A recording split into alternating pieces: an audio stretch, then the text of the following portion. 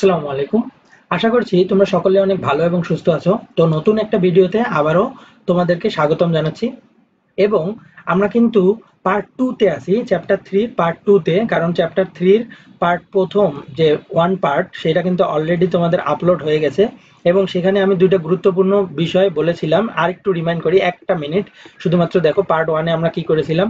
Part 1 এ আমরা যৌগিক পদার্থ, মৌলিক পদার্থ সম্পর্কে দেখেছিলাম, পরমাণু অণু সম্পর্কে শিখেছিলাম এবং মৌলের প্রতীক সম্পর্কে শিখেছিলাম। এবং আমরা বলেছিলাম যে এইটা হচ্ছে মোস্ট ইম্পর্টেন্ট, কারণ ল্যাটিন নামগুলো থেকে এমসিকিউ আসে, এটাও কিন্তু আমরা বলেছিলাম। দেন পরবর্তীতে পরমাণুর ভেতরের কণা সম্পর্কে আমরা জেনেছি, সেখানে হচ্ছে ইলেকট্রন, প্রোটন এবং নিউট্রন সম্পর্কে আমরা জেনেছি এবং প্রত্যেকটার বৈশিষ্ট্য সম্পর্কে জেনেছি। এবং এই জায়গার মধ্যে এই যে লাল মার্ক করা, এখানে কিন্তু তোমরা দেখতে পাচ্ছ, এখানে আমি একটা অ্যাডভান্স কথা বলেছিলাম যে ইলেকট্রনের ভরকে, ইলেকট্রনের আপেক্ষিক ভরকে শূন্য ধরা হয় কেন? ইলেকট্রনের আপেক্ষিক ভরকে শূন্য ধরা হয় এর কারণ হচ্ছে ইলেকট্রনের ভর প্রোটন ও নিউট্রনের ভরের তুলনায় কত? 1840 গুণ কম। কত? 1/1840 গুণ। ঠিক আছে, তার মানে আলটিমেটলি যখন কম মানে কি ডিভাইডেড, ঠিক আছে, হয়ে যাচ্ছে। তার মানে 1840 গুণ যখন কম হবে, সো একবার চিন্তা করে দেখো, প্রোটন আর নিউট্রনের নিজেরই ভর নাই, সো তাদের তুলনায় যদি 1840 গুণ কম হয়, তার মানে অবশ্যই ইলেকট্রনের ভরটাকে আমরা আপেক্ষিকভাবে শূন্য ধরে নেব। আর আপেক্ষিক ভাবেই মানে হচ্ছে কি? আপেক্ষিক মানেই হচ্ছে একটার সাথে আরেকটার তুলনা করা। আপেক্ষিক মানে কি? একটার সাথে আরেকটার তুলনা করা। সো সেই জন্য এটাকে শূন্য ধরা হয়। আর পরবর্তীতে আরেকটা আমরা এমসিকিউ এর সলভ করছিলাম, যেটা ইম্পর্টেন্ট, সেটাকে বলছিলাম যে প্রোটন আর নিউট্রনের মধ্যে কার ভর বেশি। বলছিলাম প্রোটন আর নিউট্রনের মধ্যে প্রকৃত ভর কার বেশি? আমরা অবশ্যই দেখব যে নিউট্রনের ভর বেশি। নিউট্রনের কেন ভর বেশি? কারণ হচ্ছে নিউট্রনের ভর হচ্ছে 1.675 আর এটা হচ্ছে 1.673। সো এই যে 5, এটা বেশি, এই জন্য হচ্ছে নিউট্রনের ভরটা বেশি। এই জিনিসটা আমরা আলোচনা করেছিলাম গত ক্লাসে। তো এখন আমরা নতুন ক্লাস শুরু করব। চলো আমরা পারমাণবিক সংখ্যা নিয়ে আলোচনা করি। এই পারমাণবিক সংখ্যাকে আমরা মৌলের প্রতীক হিসেবে লিখবো। ঠিক আছে, পারমাণবিক সংখ্যা একটা জিনিস মনে রাখবা, পারমাণবিক সংখ্যাকেই বলে প্রোটন সংখ্যা। পারমাণবিক সংখ্যাকেই কি বলে? প্রোটন সংখ্যা বলে। ঠিক আছে, আচ্ছা একটু দাঁড়াও। হ্যাঁ, পারমাণবিক সংখ্যাকে কি বলে? প্রোটন সংখ্যা, এবং একে পি দিয়ে প্রকাশ করা হয়। পারমাণবিক সংখ্যা মানে প্রোটন সংখ্যা, এইটা মানেই হচ্ছে ইলেকট্রন সংখ্যা। কিন্তু এখানের মধ্যে একটা কথা আছে। কি কথা?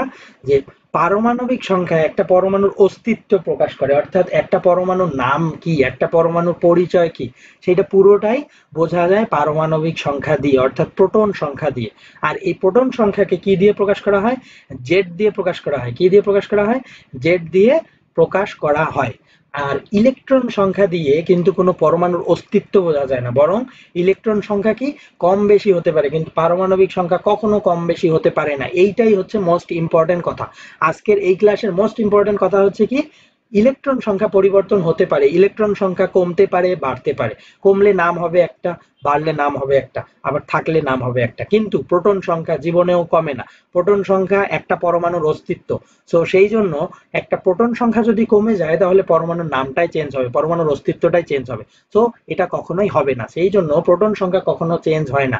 একটা পরমাণুর প্রোটন সংখ্যা পূর্বে যত থাকে, ইলেকট্রন দান করার পরেও ঠিক প্রোটন সংখ্যা ঠিক তত থাকে, ইলেকট্রন গ্রহণ করার পরেও ঠিক প্রোটন সংখ্যা ততটাই থাকে।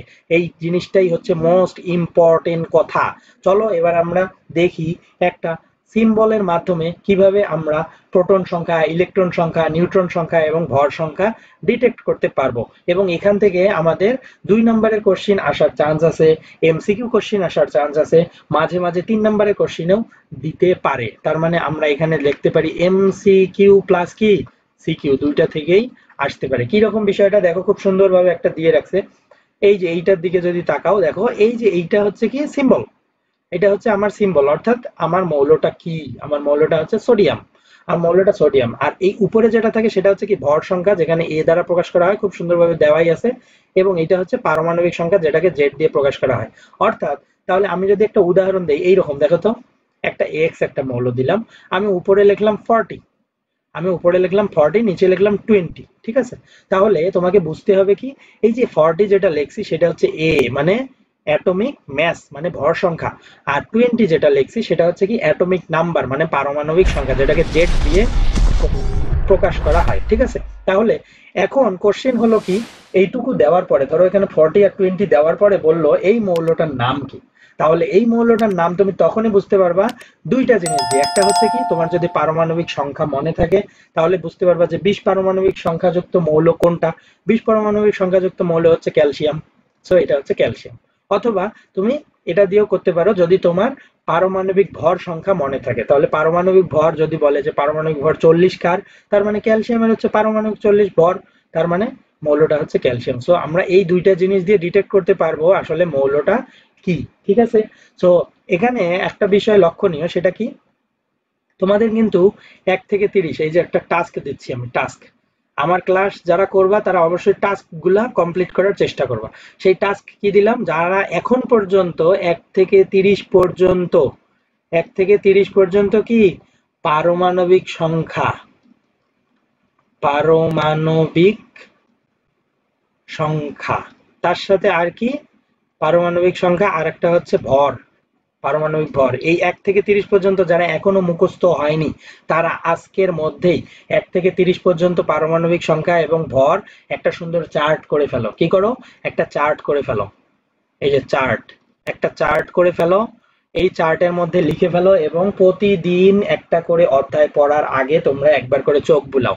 7 দিনের মধ্যে, আগামী 7 দিনের মধ্যে 1 থেকে 30 পর্যন্ত পারমাণবিক সংখ্যা এবং পারমাণবিক ভর মুখস্থ করে ফেলো। কেননা আমরা যখন প্রতিটা চ্যাপ্টারে যাব তখন কিন্তু অবশ্যই এই বেসিক গুলোই তোমাকে নাড়া দিবে। ঠিক আছে। সো এই বেসিক গুলো যখন তোমাকে নাড়া দেবে তখন তোমার বারবার মনে পড়বে, ভাইয়া তো বলেছিলে 1 থেকে 30 পর্যন্ত পারমাণবিক সংখ্যা আর ভর সংখ্যা মুখস্থ করতে, করি নাই, তাহলে এখন করি। তাহলে এখন কেন, তাহলে আমি এখন যেহেতু বলতেছি এখন করো, কারণ তোমাদের হাতে এখনো কি 4 থেকে 4.5 মাস সময় আছে। তো এই সময়টাকে কাজে লাগাও, ভ্যালুয়েবল টাইমে পরিণত করো তুমি তোমার সময়টাকে। ঠিক আছে, তুমি তোমার সময়টাকে অবশ্যই একটা ভ্যালুয়েবল টাইমে পরিণত করো। যেহেতু তোমার যদি মনে হয় যে আমি 2 বছর কোনো পড়াশোনা করি নাই, কিন্তু এই 4 মাসও যদি একটু ভালোভাবে পড়ো, কন্টিনিউ করো, ঠিক আছে, পড়াশোনাটাকে যদি কন্টিনিউ করো তাহলে অবশ্যই তোমার এই পারফরমেন্সটা কি একটা ভ্যালুয়েবল পারফরমেন্সে পরিণত হবে। তোমার কনফিডেন্স লেভেলটা অনেক বাড়বে। তোমার কনফিডেন্স লেভেলটা যখন বাড়বে তুমি তখন সামনের দিকে আগাইতে থাকবা। কিন্তু তোমার কনফিডেন্স লেভেলটাই পড়ে আছে জিরোতে। কনফিডেন্স লেভেল যখন জিরোতে পড়ে থাকবে তখন তুমি কিভাবে আগাবা? ঠিক আছে। তার মানে তুমি কনফিডেন্স লেভেল জিরো মানে তুমি যখনই আগাইতে যাবা তুমি কি হোঁচট খাবা, যখনই আগাইতে যাবা তুমি হোঁচট খাবা। সো এই হোঁচটটা খাওয়া যাবে না। ঠিক আছে, আমাদেরকে কনফিডেন্স লেভেল গ্রো করতে হবে, আমাদেরকে সময়ের সাথে তাল মেলাতে হবে, আমাদেরকে একটা জিনিস কন্টিনিউ করতে হবে। কন্টিনিউ করতে করতে করতে করতে যখন কনফিডেন্স লেভেল গ্রো হবে তখন আমরা সামনের দিকে আগাবো এবং তখন আমাদের আর পিছিয়ে ফিরে তাকার কোনো কি সময় নেই। ঠিক আছে, কারণ তোমার অলরেডি কি কনফিডেন্স গ্রো হয়ে গেছে। তো আমার যখন কনফিডেন্স গ্রো হবে তখন আমি ঠিকই সামনের দিকে আগাবো। তো আমরা এখান থেকে এই জিনিসটা দেখতে পারলাম। এর পরবর্তীতে আরো কিছু জিনিস আমরা দেখবো, যেমন এই যে আমরা যদি লিখি সোডিয়াম, আমরা যদি সোডিয়াম প্লাস লিখি তাহলে এখানে কিন্তু কি বোঝাচ্ছে, একটা ক্যাটায়ন বোঝাচ্ছে। আবার Cl মাইনাস যদি লিখি তাহলে এখানে একটা অ্যানায়নও বোঝাচ্ছে। আমরা এটা এমসিকিউতে আরো ডিটেইলস আলোচনা করব, কিন্তু এখন আমরা পার্টগুলো আগে শেষ করে নিচ্ছি। ঠিক আছে, তো ক্যাটায়ন হলে ইলেকট্রনের সংখ্যা কি হবে এটা আমরা দেখব, অ্যানায়ন হলে ইলেকট্রনের সংখ্যা কি হবে সেটাও দেখব। তো চলো এখানে একটু দেখে ফেলি। সোডিয়াম প্লাস, তার মানে কি এখান থেকে বোঝা যাচ্ছে সোডিয়াম একটা প্লাস মুকুট নিয়েছে, মুকুট একটা নিয়েছে, মুকুট একটা রাজার মুকুট নিয়েছে। কেন? কারণ সে একটা দান করেছে। এইভাবে চিন্তা করবা যে আমি যখন আমার কাছে 100 টাকা আছে, আমি 10 টাকা দান করে দিলাম। ঠিক আছে, আমি দান করে দিছি। ঠিক আছে, আমি দান করে দিছি, আমার কাছে 90 টাকা এখন থাকতে পারে, কোনো সমস্যা নেই, কিন্তু আমি দান করেছি। ঠিক আছে, তার মানে আমার পাওয়ারটা কি বেশি, মানে আমি আরেকজনকে দিয়ে দিয়েছি, আমি আরেকজনকে ধার দিয়েছি, আমি আরেকজনকে ধার দিয়েছি, তাহলে আমার পাওয়ার এখন কি বেশি।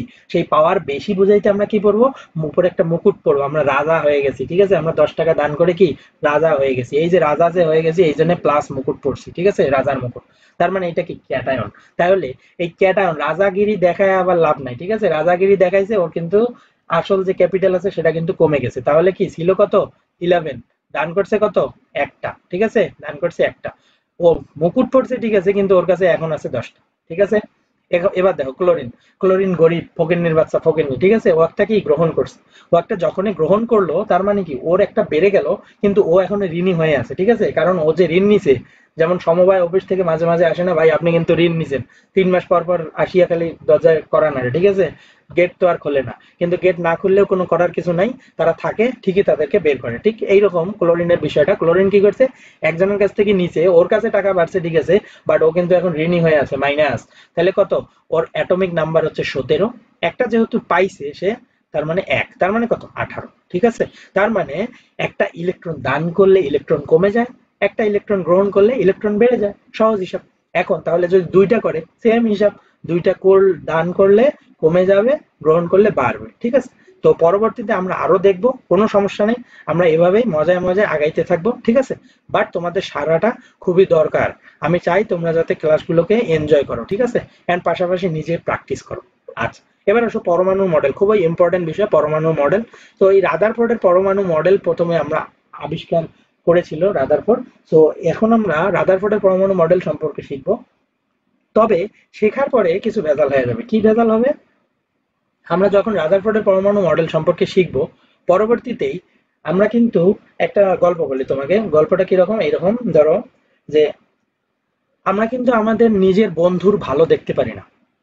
অর্থাৎ ধরো তুমি খুব ভালো কবিতা আবৃত্তি করো, তুমি একটা কবিতার বই লিখছো, ভালো করে চিন্তা করো, তুমি খুব ভালো কবিতা আবৃত্তি করো, কবিতা আবৃত্তি করতে করতে তোমার অভিজ্ঞতাটা এত হয়ে গেছে যে তুমি একটা কবিতার বই অলরেডি লিখে ফেলছো। তো তুমি যখন কবিতার বই লিখে ফেলছো, তখন তোমার আশেপাশের যে বান্ধবীগুলা বা বন্ধুগুলো আছে, তারা কিন্তু তোমাকে হিংসা করবে। দেখবা যে তোমার বইটা ও কিন্তু কিনতে চাবে না, একদম প্রকৃত বন্ধু ছাড়া বাকি যে বন্ধুগুলো আছে তোমার বইটা কিনতে চাবে না। এর কারণ কি? হিংসা। এর কারণ কি? হিংসা। কারণ আমরা আমাদের নিজেদের ভালো কখনো দেখতে পারি না। আমরা কি করব? আমরা জাফর ইকবালের একটা বই কিনবো, আমরা আনিসুল হকের একটা বই কিনবো, কিন্তু আমরা আমাদের ফ্রেন্ড যে লেখছে, আমরা যে এটা গর্ববোধ করব যে আমার ফ্রেন্ড লিখছে, চলো তো বইটা দেখি, আমরা এটা কিন্তু করব না। বরং আমরা আরো হিংসা করব কি, শালার পর শালা লেখছে কিভাবে, শালার পর শালা লেখলো কেমনে, হ্যাঁ শালা, ঠিক আছে। আমাদের মনে চিন্তাটা এইটাই। তো আমাদের মনের চিন্তাটা একটু চেঞ্জ করতে হবে। আমাদের মনের চিন্তাটা কি করতে হবে? একটুখানি চেঞ্জ করতে হবে। আমাদেরকে একটুখানি আপগ্রেড হতে হবে। আমাদেরকে একটুখানি মনটা বড় করতে হবে, ঠিক আছে। আমাদের ফ্রেন্ড যেহেতু লেখছে, আমাদের ফ্রেন্ডেরটা আগে দেখবো। ঠিক সেরকম বিষয়টা এখানে হয়েছে। রাদারফোর্ড যখনই পরমাণু মডেল আবিষ্কার করলো, এখন ও একটা ভালো জিনিস আবিষ্কার করছে, ঠিক আছে। এখন কি, অন্য বিজ্ঞানীরা কিন্তু আর চুপ করে থাকবে না। কি করবে? ওইটাকে ভুল ধরার চেষ্টা করবে, ভুল ধরে নতুন কিছু আবিষ্কার করার চেষ্টা করবে, ঠিক আছে। এটা ভালো, কিন্তু এদের মধ্যে মানে আমাদের সবার মধ্যেই এই বিষয়টা কাজ করে, ঠিক আছে। আচ্ছা, তো এটার জন্য অবশ্য ভালো হয়েছে, যেমন রাদারফোর্ড যেগুলো ভুল করেছিল সেই ভুলগুলো সংশোধন করেছে বোর, ঠিক আছে। এই জন্য আমাদের দুইটা মডেলই জানতে হবে। এবং কোশ্চেন যদি আসে যে রাদারফোর্ড এবং বোর মডেলের মধ্যে কোনটা বেশি ইফেক্টিভ, মানে কোনটা বেশি ভালো বা কোনটা বেশি ভালো দেয় তোমাকে, ইনফরমেশন দেয়, তাহলে অ্যান্সার হচ্ছে কি বোরের মডেলটা, ঠিক আছে। আর বোরের মডেলটা বেশি শুদ্ধ, ঠিক আছে, বিশুদ্ধ। আচ্ছা, তাহলে একটু দেখি আমরা। এখানে পরমাণু কেন্দ্রে আছে, পরমাণু কেন্দ্রের নাম দিছি ছিল নিউক্লিয়াস, ঠিক আছে। এবং নিউক্লিয়াসের ভিতরে কি থাকে? প্রোটন থাকে। নিউক্লিয়াসের বাইরে ইলেকট্রন অবস্থান করে, এবং এটা আমরা খুব ভালোভাবে জানি। আপেক্ষিকভাবে ইলেকট্রনের ভরকে শূন্য ধরা হয়। কাজেই নিউক্লিয়াসের ভেতরে অবস্থিত প্রোটন এবং নিউট্রনের ভর পরমাণুর ভর হিসেবে বিবেচনা করা হয়। আচ্ছা, তো এইভাবে না, আমি তোমাকে অন্যভাবে একটু বুঝাই। আচ্ছা, রাদারফোর্ডের পরমাণু মডেলটা তোমাদেরকে আমি সহজে বোঝাই। দেখো, এখানে কি দ্বিধনাত্মক হিলিয়াম নিউক্লিয়াস ছিল, ধরে নিচ্ছি আমরা এখানে ছিল আলফা কণা, ঠিক আছে। এখানে আলফা কণা ছিল, আর এই জায়গার মধ্যে একটা স্বর্ণপাত দেওয়া ছিল, এবং এইটাকে বলে রাদারফোর্ডের স্বর্ণপাত কি তড়িৎবীক্ষণ পরীক্ষা। স্বর্ণপাত কি? তড়িৎবীক্ষণ পরীক্ষা। তাহলে এখানে কি একটা সোনার বার দেওয়া ছিল, ঠিক আছে, ছোট্ট সোনার বার, খুব বড় না। আচ্ছা, এবং এর পিছনের দিকে কি ছিল? একটা জিঙ্ক সালফাইডের পর্দা ছিল। জিঙ্ক সালফাইডের কি ছিল? একটা জিঙ্ক সালফাইডের পর্দা ছিল। কেন জিঙ্ক সালফাইডের পর্দা দেওয়া আছে? এইটার অ্যান্সার হচ্ছে কি, যদিও তোমার বইয়ে নাই, জিঙ্ক সালফাইডের পর্দা দেওয়ার কারণ হচ্ছে এখান থেকে যে রশ্মিগুলো বিচ্ছুরিত হবে, সেই রশ্মিগুলো আমরা যাতে দেখতে পাই, সেই রশ্মিগুলো আমরা যাতে কি দেখতে পাই। তো এই জিঙ্ক সালফাইডের পর্দাটা আসলে এখানে না, আর একটু দূরে ছিল।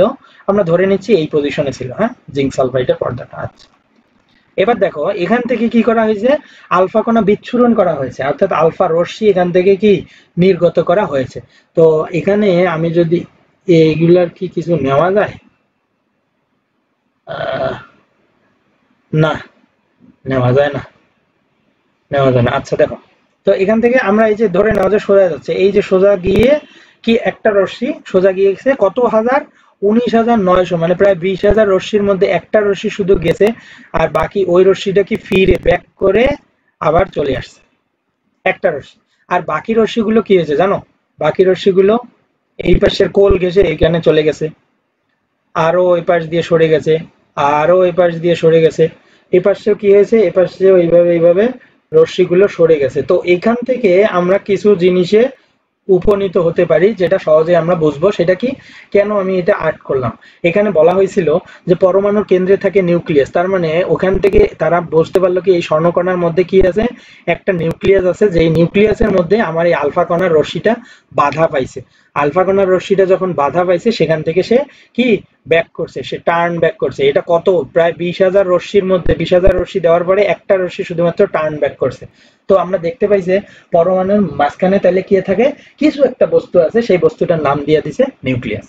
ঠিক আছে, এইভাবে নিউক্লিয়াসটা সে তৈরি করলো রাদারফোর্ড, এবং বললো কি পরমাণুর বেশিরভাগ ভর কোথায় থাকে, পরমাণুর বেশিরভাগ ভর নিউক্লিয়াসে থাকে, মানে পরমাণুর কেন্দ্রে থাকে। কেন থাকে, কারণ দেখো এই একটা রশ্মি শুধুমাত্র বেঁকে ফিরছে, আর বাকিগুলো সামান্য একটু টাচ করে বেঁকে ফিরছে। ঠিক আছে, এইভাবে আর একদম ফুল বেঁকে ফেরে নাই, আর বাকিগুলো কি একদম চলে গেছে, বাকিগুলো একদম এইভাবে এইভাবে চলে গেছে। তার মানে আমরা বুঝতেছি মাঝখানে কিছু একটা আছে, বাট আশেপাশে কিছু নাই। তো এখান থেকে সে আবার কি ধারণা দিল, সে বলল যে নিউক্লিয়াস যে আছে, সমস্ত ভর কোথায় থাকে, নিউক্লিয়াসে কেন্দ্রীভূত থাকে। তার মানে পরমাণুর সমস্ত ভর থাকে নিউক্লিয়াস, আর পরমাণুর বাকি যে স্থানটা সেটা পুরোটাই ফাঁকা। কেন ফাঁকা, কারণ বেশিরভাগ রশ্মি এপাশ দিয়ে চলে গেছে। আই থিঙ্ক তোমরা বুঝতে পারছো, আর বিস্তারিত আমি এটা নিয়ে বলতে চাই না। ঠিক আছে, তার মানে দেখো আমরা জাস্ট একটা পরীক্ষার মাধ্যমে কত কিছু বুঝতে পারলাম। এখানে যখন যেটা ব্যাক করছে, টার্ন ব্যাক করছে, আমরা বুঝতে পারছি এখানে আছে নিউক্লিয়াস। যেটা পাশ দিয়ে সরে গেছে, তখন আমরা বুঝতে পারছি এর ভিতরে ফাঁপা, পুরো জায়গাটা হচ্ছে ফাঁকা। ফাঁকা হওয়ার কারণে কি বেশিরভাগ জিনিস চলে গেছে, আর ব্যাক করতে পারে নাই। এবং যেহেতু মাঝখান থেকে ব্যাক করছে, তাহলে মাঝখানের নামটা যেহেতু নিউক্লিয়াস দিছে, তার মানে নিউক্লিয়াসে কি পরমাণুর সমস্ত ভরটা কেন্দ্রীভূত থাকে। তো আই থিঙ্ক আমরা এই স্বর্ণপাত তড়িৎবীক্ষণ যন্ত্র, মানে স্বর্ণপাত তড়িৎবীক্ষণ পরীক্ষার মাধ্যমে আমরা বুঝতে পারলাম রাদারফোর্ডের পরমাণু মডেলটা। ঠিক এই কথাগুলো এখানে বলা আছে। ঠিক আছে, এর পাশাপাশি আর কয়েকটা কথা বলা আছে, যেমন এই যে এইটা, ধনাত্মক চার্জ বাই নিউক্লিয়াসের প্রতি ঋণাত্মক চার্জ বাই ইলেকট্রন এক ধরনের আকর্ষণ বল অনুভব করে। এই আকর্ষণ বল কি কেন্দ্রমুখী আর কি কেন্দ্র বিমুখী। ঠিক আছে, এই দুই রকম বল এখানে কাজ করে। হ্যাঁ, এবং রাদারফোর্ডের পরমাণু মডেলকে সৌরজগতের সাথে তুলনা করা হয়। কিসের সাথে, সৌরজগতের সাথে। কেন সৌরজগতের সাথে তুলনা করা হয়, কারণ রাদারফোর্ড কোনো কক্ষপথ সম্পর্কে ধারণা দিতে পারে না। তার মানে ইলেকট্রনগুলো আসলে কোনভাবে ঘুরবে না ঘুরবে এভাবে কিছু বলতে পারে নাই, সেজন্য আপাত দৃষ্টিতে সৌরজগতের সাথে তাকে তুলনা করা হয়েছে। এখন রাদারফোর্ডের পরমাণু মডেলের সীমাবদ্ধতা। আচ্ছা, সীমাবদ্ধতা মানে কি, তার পরমাণু মডেলটা তৈরি করার সময় কি কি ভুল হয়েছিল, কি কি ভুল তাকে সংশোধন করতে হবে, এইটা সংশোধন করবে অন্যজন, কিন্তু তার ভুলগুলোকে ধরিয়ে দেয়, এটাকেই বলে সীমাবদ্ধতা। ঠিক আছে, তার মানে এই যে সীমাবদ্ধতা সম্পর্কে আমরা যদি একটু দেখি, তাহলে দেখো পরমাণুর কক্ষপথের আকার আকৃতি এবং ব্যাসার্ধ সম্পর্কে কিছু বলতে পারেনি তিনি। সূর্য আর গ্রহগুলোর সামগ্রিকভাবে কোনো আধান বা চার্জ নেই, কিন্তু পরমাণুতে ইলেকট্রন আর নিউক্লিয়াসের কিন্তু আধান বা চার্জ কি আছে, এ সম্পর্কেও তিনি ব্যাখ্যা দিতে পারে নাই। একের অধিক ইলেকট্রন বিশিষ্ট পরমাণুতে ইলেকট্রনগুলো কিভাবে নিউক্লিয়াসের চারদিকে ঘোরে, অর্থাৎ তিনি শুধু একটা ইলেকট্রন যেটাতে পাস করে সেইটা নিয়ে চিন্তা করতে পারছে, কিন্তু অনেকগুলো ইলেকট্রন যে পরমাণুগুলোর মধ্যে আছে সেটা নিয়ে কিন্তু তিনি কোনো ধারণা দিতে পারেননি। এবং ম্যাক্সওয়েলের কথা ছিল কি, যে ইলেকট্রন নিউক্লিয়াসে কেন্দ্র করে ঘূর্ণনের সময় ক্রমাগত শক্তি হারাতে থাকবে। অর্থাৎ কেউ যদি, এই যে কয়েল, একটা চিন্তা করো কয়েলের মতো। ঠিক আছে, কয়েল কি হয়, কয়েল এইভাবে এইভাবে এইভাবে উপর থেকে, হ্যাঁ, এখন যদি আমি এই পাশ থেকে শুরু করি, তার মানে কয়েল কিন্তু এই যে এখানে এইভাবে যদি সে ঘুরতে থাকে, একসময় কি হবে, শক্তিটাকে সে হারাবে, মানে শক্তি তার একসময় কমে যাবে। কিন্তু প্রকৃতিতে, অর্থাৎ রাদারফোর্ডের পরমাণু মডেল অনুযায়ী কিন্তু তার কণাগুলো সবসময় এক জায়গাতে স্থির থাকে, মানে স্থির থাকে মানে একটা কক্ষপথেই সে স্থির থাকে, এই কক্ষপথ বরাবরই সে ঘুরতে থাকে, এ কিন্তু অন্য কক্ষপথে যাইতে পারে না, এবং তার শক্তিও কি কমে যায় না। তো এই কয়েকটা ছিল তার ভুল। ঠিক আছে, তাহলে এই ভুলগুলো সংশোধন এখন কে করলো, এই ভুলগুলো সংশোধন করলো ওই যে আমি গল্প বললাম তোমার, কবিতার বই কেউ কিনবে না। ঠিক আছে, এইরকম বিষয়। তাহলে এই ভুলগুলো সংশোধন কে করবে, বোর পরমাণু মডেল। তাহলে বোর পরমাণু আসলো কবে, মানে বোর আসলো কবে, 1913 সালে, আর সে আসছিল 1911। তার মানে 2 বছরের মধ্যে অলরেডি কি মাথা বিগড়ে গেছে। এই এখন কি এর সলভ গুলা দিচ্ছে, কি সলভ, এরা বলছে যে হ্যাঁ পরমাণুতে কক্ষপথ আছে, কিন্তু কক্ষপথ গুলোকে চলো আমরা নামকরণ করে দিই। তাহলে চলো আমরা নামকরণ শিখি। কি নামকরণ হচ্ছে, এই যে কে, এল, এম, এইভাবে এইভাবে নাম হইতে থাকে। ঠিক আছে, তার মানে প্রথম কক্ষপথকে বলে কে, পরেরটাকে এল, তারপরটাকে এম, তার মানে এভাবে যাইতে থাকে। ঠিক আছে, আর এন মানে হচ্ছে কি কক্ষপথ সংখ্যা, অর্থাৎ 1 2 3। হ্যাঁ, এইভাবে কি কক্ষপথ গুলোকে যাইতে থাকে। তাহলে এই কক্ষপথ সম্পর্কে ধারণা দিল কে, বোরের পরমাণু মডেল। চলো পরেরটা দেখি।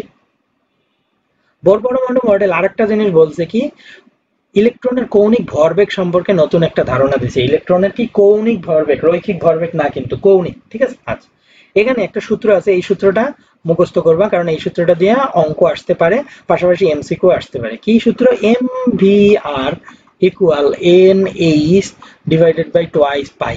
এই এম মানে কি? এই এম মানে হচ্ছে দেওয়া আছে ইলেকট্রনের ভর, এটা তোমার মুখস্থ রাখতে হবে। ভি কি? ভিটাই তুমি হয়তো বের করতে বলতে পারে, ঠিক আছে। ভিটা তোমাকে কি বের করতে বলতে পারে। আরটা হচ্ছে কি, সেটা তোমার দিয়ে রাখবে। আরটা হচ্ছে যে ইলেকট্রনটা যে কক্ষপথে অবস্থান করতেছে তার ব্যাসার্ধ, আর ভি হচ্ছে ইলেকট্রনের বেগ, এন হচ্ছে কি কক্ষপথ সংখ্যা, মানে ওই যে 1 2 3 কে এল এম এন এগুলা। এইচ হচ্ছে কি? এইচ হচ্ছে প্লাঙ্কের ধ্রুবক, খুবই ইম্পর্টেন্ট। প্লাঙ্কের ধ্রুবকটা মুখস্থ করবা, 6.626 × 10⁻34 metre square K G per second, ঠিক আছে। এটা হচ্ছে কি প্লাঙ্কের ধ্রুবক, আর এন এর মান হচ্ছে এত, আর পাই এর মান হচ্ছে, পাই এর মান এখানে দিয়ে দেয় না, এই যে আমি দিয়ে দিচ্ছি কত, 3.1416, ঠিক আছে। তাহলে হচ্ছে কি পাই এর মানও আমি কিন্তু দিয়ে দিলাম। তাহলে এখানে যা চাও না কেন তোমরা পাবা না অঙ্ক করতে। আমরা পরবর্তীতে কোশ্চেন যখন সলভ করব তখনও দেখতে পারবো, এখান থেকে আমরা এমসিকিউ সলভ করব। তার মানে কৌণিক ভরবেগ, এই যে কৌণিক ভরবেগ, হ্যাঁ, কৌণিক ভরবেগ সম্পর্কে ধারণা দিল কি বোর। পরবর্তী আরেকটা তার স্বীকার্য আছে, সি নাম্বার স্বীকার্য, সেটা কি? কোন প্রধান শক্তি স্তরে ইলেকট্রন গুণার সময় ইলেকট্রন কোন শক্তি শোষিত বা বিকিরিত, শোষিত মানে কি? শোষিত মানে ইলেকট্রনটা শোষণ করবে, মানে শক্তিটাকে শোষণ করবে। আর বিকিরিত মানে কি? তার যে শক্তি আছে সেই শক্তিটার কিছু শক্তি সে বাইরে বের করে দেবে, হ্যাঁ, বিকিরিত হয় না। তবে ইলেকট্রন যদি নিম্ন শক্তি স্তর থেকে উচ্চ শক্তি স্তরে যায় তখন শক্তি শোষিত হয়। ভালো করে চিন্তা করবা, শক্তি শোষিত হয় কখন আর শক্তি বিকিরিত হয় কখন। শক্তি স্তর দেখো, নিম্ন শক্তি স্তর থেকে যদি সে উচ্চ শক্তি স্তরে গমন করে তখন কি হয়? শক্তি শোষিত হয়। তার মানে চিন্তা করো তো, দেখো তো সিঁড়ি, ধরো যে আমি একটা সিঁড়ি অ্যাড করলাম, চিন্তা করো আগে ভালো করে। ধরো আমি একটা সিঁড়ি অ্যাড করলাম, এই সিঁড়িতে কি নিচের তলায় তুমি দাঁড়ায় আছো, সিঁড়ির কোথায় দাঁড়ায় আছো? সিঁড়ির তুমি নিচের তলায় দাঁড়ায় আছো, কিন্তু তোমার ডেস্টিনেশন হচ্ছে তুমি যাবে একদম কি উপরে। এখন বলো তো, তুমি যখন উপরে উঠতে থাকবা ধাপে ধাপে, তখন তোমার শক্তিটা কি লাগবে না? তোমার পরিশ্রমটা বেশি হবে না? তার মানে কি তোমার শক্তি শোষিত হচ্ছে না? এইভাবে চিন্তা করবা যে আমি সিঁড়ির নিচ থেকে উপরে উঠতেছি, তার মানে আমার শক্তি লাগতেছে। ঠিক সেই রকম যে একটা পরমাণু যখন নিম্ন শক্তি স্তর থেকে উচ্চ শক্তি স্তরে যাবে তখন তার কি লাগবে? শক্তি শোষিত হবে, অর্থাৎ আরো শক্তি তার বেশি লাগবে, ঠিক আছে, মানে শক্তি সে শোষণ করে নেবে। আর যখন সে উপর থেকে নিচে নামবে, চিন্তা করো তো এর রিভার্সটা, এই রিভার্সটা, সে যদি উপর থেকে এখন আবার নিচে নামে তাহলে কি? তুমি দেখো একটা সিঁড়ির 10 তলা থেকে যখন 1 তলায় নামো তখন তোমার কষ্ট কিন্তু কম হয়, তার মানে কি শক্তি বিকিরিত হয়, ঠিক আছে। তার মানে তার শক্তি তখন কম লাগে, ঠিক আছে, শক্তিটা বিকিরণ হয়, বরং তার যে শক্তি আছে সেখান থেকেই শক্তি বিকিরণ হয়। কখন? উচ্চ শক্তি স্তর থেকে নিম্ন শক্তি স্তর। এটা কিন্তু খুবই ইম্পর্টেন্ট এমসিকিউ এর জন্য, হ্যাঁ, এটা এমসিকিউ এর জন্য কিন্তু খুবই ইম্পর্টেন্ট। তাহলে এই যে এখানে চিন্তাটা করো, এটা হচ্ছে নিম্ন শক্তি স্তর, এখান থেকে যখন উপরের দিকে সে যাবে তখন কি হবে? শক্তি শোষিত হবে। আবার এইখান থেকে সে যখন আবার রিলিজ করে নিচের শক্তি স্তরে আসবে তখন শক্তি বিকিরিত হবে, হ্যাঁ। আর এই শক্তি শোষিত আর বিকিরিত হলেই আমরা একটা জিনিস পাই, সেটা কি? শক্তি শোষিত আর বিকিরিত হওয়ার ফলে আমরা একটা বর্ণালী দেখতে পাই। বর্ণালী খুবই ইম্পর্টেন্ট জিনিস, অ্যাডভান্স টপিক। আমরা কখন বর্ণালী দেখতে পাই? যখন শক্তি শোষণ আর বিকিরণ হয় তখন আমরা পরমাণুর মধ্যে বর্ণালী দেখতে পাই। বর্ণালী মানে হচ্ছে আলোক ছটা। বর্ণালী মানে কি? আলোক ছটা। অর্থাৎ তুমি এখানের মধ্যে কি আলো দেখতে পারবা। কি টাইপের আলো?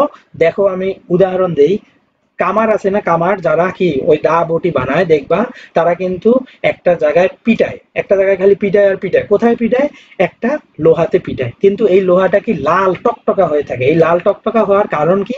এখানের মধ্যে এত পরিমাণে তাপ দেওয়া হয়েছে যে কি করছে, যে ইলেকট্রন গুলা নিম্ন শক্তি স্তর থেকে উচ্চ শক্তি স্তরে ধাপান্তর হয়েছে, আবার যখন ওই উচ্চ শক্তি স্তর থেকে আবারও তারা নিম্ন শক্তি স্তরে ধাপান্তরিত হয়েছে। তার মানে এই দুইটা জিনিস কি হয়েছে, কেন হয়েছে?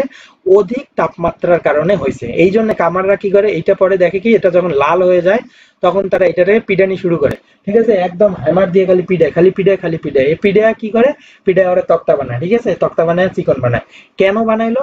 বর্ণালী সৃষ্টি হলো, সে নরম হয়ে গেল, তার অণুগুলা ছোটাছুটি করতেছে, এই জন্য সে এখন পিটাচ্ছে, ঠিক আছে। শক্ত অবস্থায় কিন্তু সে পিটাইতে পারবে না। এবং তার একটা খুব সুন্দর সূত্র আছে। কি সূত্র? H nu equal H C by lambda, ঠিক আছে। এইচ নিউ, কিন্তু এটা হচ্ছে নিউ, ইকুয়াল কত? H C by lambda. C মানে হচ্ছে আলোর বেগ, ল্যামডা মানে হচ্ছে তরঙ্গ দৈর্ঘ্য, আর নিউ, নিউ মানে হচ্ছে তরঙ্গ, ঠিক আছে। মিউ মানে হচ্ছে কি তরঙ্গ বা হচ্ছে কি কম্পাঙ্ক, তরঙ্গ বা কম্পাঙ্ক, এবং এর একক হচ্ছে সেকেন্ড ইনভার্স 1 বা হার্জ, বা এটাকে বলে সাইকেল পার সেকেন্ড। কি বলে? Cycle per second. তো বোরের পরমাণু মডেলের সাফল্য সম্পর্কে আমরা এখন পড়বো, পরে আমরা এই পার্টটা আর পড়বো না, ঠিক আছে? পরবর্তী ভিডিওতে আমরা 3য় নাম্বার পার্টটা পড়বো, কারণ ভিডিওগুলো অনেক লং হয়ে যাচ্ছে। আমি জানি না তোমাদের আসলে ভিডিওগুলো ভালো লাগতেছে কিনা, তাই তোমাদের ফিডব্যাক আশা করছি। তোমরা অবশ্যই আমাকে ফিডব্যাক দেবে, ভালো লাগুক বা খারাপ লাগুক, ঠিক আছে? তাহলে আমি অবশ্যই আমার পড়ার কি মডিফাইড করব, ঠিক আছে? পড়াটাকে মডিফাইড করব। আচ্ছা দেখো, রাদারফোর্ডের পরমাণু মডেল সৌরজগৎকে সূর্যকে কেন্দ্র করে গ্রহ উপগ্রহগুলো ঘুরছিল, কিন্তু বোরের পরমাণু মডেল কি বলতে পারছে যে আসলে কোথায় আমার পরমাণুগুলো ঘুরতেছে, অর্থাৎ কক্ষপথ সম্পর্কে ধারণা দিতে পারছে। পরবর্তীতে দেখো, রাদারফোর্ডের পরমাণু মডেলে পরমাণু শক্তি শোষণ করলে বা শক্তি বিকিরণ করলে পরমাণুর গঠনে কি ধরনের পরিবর্তন ঘটবে সেটা সম্পর্কে বলতে পারেনি, কিন্তু বোর বলছে কি হ্যাঁ, যদি শক্তি শোষণ ঘটে আর বিকিরণ ঘটে, তাহলে কি এই শোষিত আর বিকিরিত রশ্মিটার মাধ্যমে আমরা বর্ণালী দেখতে পারবো, অর্থাৎ আলোক রশ্মি আমরা দেখতে পারবো। 3 নম্বরটা কি বলছে? 3 নম্বরটা বলছে রাদারফোর্ডের পরমাণু মডেল অনুসারে কোনো মৌলের পারমাণবিক বর্ণালী ব্যাখ্যা করা যায় না, কিন্তু বোরের পরমাণু মডেল অনুসারে সহজেই কি 1 ইলেকট্রন বিশিষ্ট পরমাণু হাইড্রোজেনের বর্ণালীটা ব্যাখ্যা করা যায়, ওই যে বর্ণালী, হ্যাঁ, যেটা নিয়ে বললাম। আর বোর পরমাণু মডেলের সীমাবদ্ধতাগুলো কি বলা হয়েছে? বোর পরমাণু মডেলেরও কিন্তু কিছু সীমাবদ্ধতা আছে, যেমন সে 1 ইলেকট্রন বিশিষ্ট পরমাণুর বর্ণালী ব্যাখ্যা করতে পারছে, কিন্তু অন্য যে অনেক অধিক যাদের ইলেকট্রন, যাদের 5, 8, 12, 20 এইরকম, তাদের ব্যাখ্যা কিন্তু এখন পর্যন্ত কেউ করতে পারেনি, ঠিক আছে? তারপর কি, বোরের পারমাণবিক মডেল অনুসারে এক শক্তি স্তর থেকে ইলেকট্রন অন্য শক্তি স্তরে গমন করলে বর্ণালীতে একটি মাত্র রেখা পাওয়ার কথা, কিন্তু পরবর্তীতে এইটাকে আরো যদি অতি ক্ষুদ্র অনুবীক্ষণ যন্ত্রের মধ্যে দেখা হয়, তাহলে দেখা যাবে আসলে এখানে একটা রেখা না, এখানে সূক্ষ্ম সূক্ষ্ম আরো অনেক রেখা রয়েছে, ঠিক আছে? ক্ষুদ্র ক্ষুদ্র আরো অনেক রেখা, তার মানে একটা রেখা না, বরং 5, 7টা, 20টা, 30টা রেখার সমষ্টি আছে, এটাও সে বলতে পারেনি। আরেকটা কি, আরেকটা হচ্ছে বোরের পরমাণু মডেল অনুসারে পরমাণুতে শুধু বৃত্তাকার কক্ষপথ বিদ্যমান। বোর বলছিল শুধুমাত্র বৃত্তাকার কক্ষপথ বিদ্যমান, কিন্তু পরে প্রমাণিত হয়েছে শুধু বৃত্তাকার কক্ষপথ না, উপবৃত্তাকার কক্ষপথ আছে। আর এই উপবৃত্তাকার কক্ষপথ গুলো সম্পর্কে আমি যদি তোমাকে বলি, তাহলে এই পি আছে না, আমরা পড়ছি না এস পি ডি এফ, এই যে এস পি ডি এফ, এগুলোর যে উপশক্তি স্তর আছে, যেমন এস এর উপশক্তি স্তর এস টি, পি এর কয়টি? পি এর হচ্ছে 2টি, সরি, পি এর হচ্ছে 3টি, P X, P Y, P Z. D এর কয়টি? ডি এর হচ্ছে 5টি, D X Y, D Y Z, D Z X, D X square, Y square, আরেকটা হচ্ছে ডি জেড স্কয়ার। তো মনে রাখবা, এই পি এর হচ্ছে কয়টি? 3টি, ডি এর হচ্ছে কয়টি? 5টি, ঠিক আছে? এগুলো হচ্ছে কি অরবিটাল, এই অরবিটাল গুলোকে আমরা কি বলবো? উপশক্তি স্তর বলবো। কি বলবো? এই অরবিটাল গুলোকে আমরা বলবো উপশক্তি স্তর। এটা কিন্তু অ্যাডভান্স, এটা কিন্তু তোমার বইয়ে নাই, ঠিক আছে? বাট তোমার এটা জানতে হবে। এই যে একটা, এই যে 2টা, এই যে 3টা, এই যে 4টা, এই যে 5টা। তো আমি আর আগাতে চাচ্ছি না, এইখানেই আমরা দ্বিতীয় পার্টটা শেষ করতে যাচ্ছি, এবং তোমাদের কাছে একটা রিকোয়েস্ট থাকবে যে তোমরা আসলে ক্লাসগুলো বুঝতেছো কিনা, এইটা যাতে তোমরা অবশ্যই একটু কমেন্টে মেনশন করে জানাও যে ক্লাস বুঝতেছো কিনা, বা ক্লাসে অ্যাডভান্স কিছু পাচ্ছ কিনা, বা ক্লাসে আরো কিছু দরকার কিনা, ঠিক আছে? যেটাই দরকার বা যেটাই হোক না কেন, কমেন্ট সেকশনে জানাও। আমি চেষ্টা করব ভালো ভালো ভিডিও তোমাদেরকে উপহার দেওয়ার জন্য, এবং যত রকমের ইনফরমেশন আছে যেটা তোমার ইফেক্টিভ, যেটা তোমার জন্য কাজে দিবে, সেই ধরনের ইনফরমেশন গুলো দেওয়ার চেষ্টা করব। তো চলো এখানে আরেকবার রিমাইন্ড করে দেই, আমরা কি কি পড়ছিলাম। বোরের মডেলের সীমাবদ্ধতা পড়ছি, সাফল্য পড়ছি, অনেক কিছু পড়ছি, এবং এখানের মধ্যে একটা অ্যাডভান্স জিনিস পড়ছি, সেটা হচ্ছে কি বর্ণালী। দেন পরবর্তীতে আমরা যদি উপরের দিকে যাই, তাহলে আমরা দেখতে পারবো বোরের পরমাণু মডেলটা আমরা সুন্দর একটা পরীক্ষার মাধ্যমে কিন্তু সহজেই বুঝতে পারছি, ঠিক আছে? এবং তার পাশাপাশি আরো একটা জিনিস তোমাদেরকে আমি কাজ দিয়েছি, সেটা হচ্ছে কি এই যে টাস্ক, এই যে টাস্ক, এই টাস্কটা অবশ্যই কমপ্লিট করবা। এই টাস্কটা কি 1 থেকে 30 পর্যন্ত পারমাণবিক সংখ্যা প্লাস ভর, এটা মুখস্থ করে ফেলবা, ঠিক আছে? আগামী 7 দিনের মধ্যে আমার ভিডিওটা কেউ যদি দেখো, যারা দেখতেছো, যারা এখনো মুখস্থ করো নাই, তারা একদম ঠাটায়া মুখস্থ করে ফেলবা, এবং চার্ট তৈরি করবা। এই চার্টটা তোমার টেবিলের সামনে লাগাই দেবা, ঠিক আছে? তো ভালো থাকো, সুস্থ থাকো, ধন্যবাদ, ভাস্ট লার্নিং এর সাথেই থাকো।